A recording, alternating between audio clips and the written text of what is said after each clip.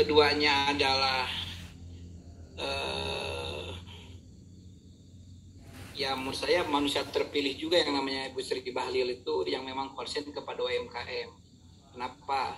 Karena bukan hanya sekedar semangat, tapi memang dibekali oleh Allah itu berupa karunia-karunia Allah yang memang diberi kelebihan oleh Allah dibandingkan dengan yang lain untuk mendongkrak market.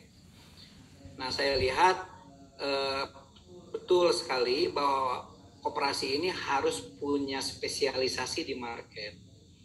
Nah, contohnya saja saya mau bikin alur saja lah sebagai cerita. Jadi di Bandung itu ada UMKM kurang lebih 700 orang. Produknya bagus-bagus. Sudah beberapa tahun bikin apapun bisa. Nah, ketika ketemu dengan Cicilina di Lumung Bandung, ini mereka punya harapan besar. Kenapa? Karena Cicilina itu mempunyai spesialisasi mendongkrak bagaimana bisa memasarkan produk ini. Entah bagaimana caranya, tahu-tahu bisa masuk Yomart. Ceritanya cukup mengejutkan. Ini mungkin karena tidak ada yang kebetulan, ini udah sekenal Allah.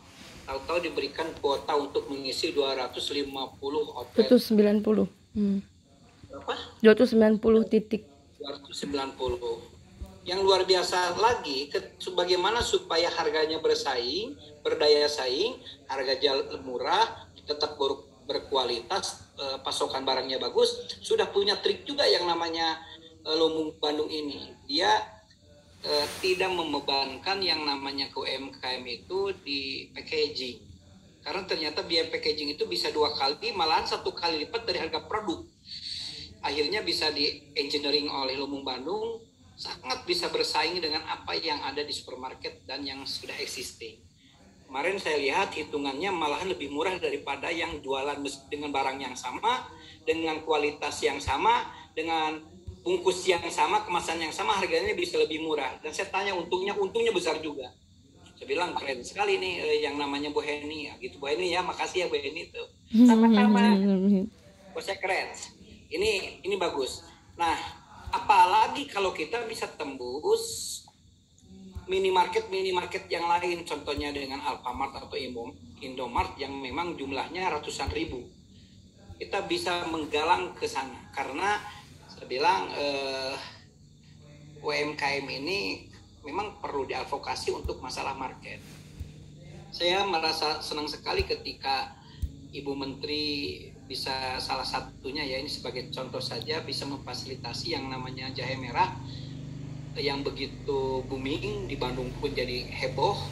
Wali kota pun sangat berterima kasih. Banyak orang-orang yang sangat terkejut dengan gerakan-gerakan Ibu Menteri yang memang mendongkrak produk UMKM Bandung sampai bikin heboh dan membuat repot Ibu Lina Mulyadi untuk menjawab beberapa pertanyaan sampai kadisnya aja datang, bukan Bu Linanya yang datang ke kantornya, kadisnya yang datang ini. Ya Bu, ini betul kan?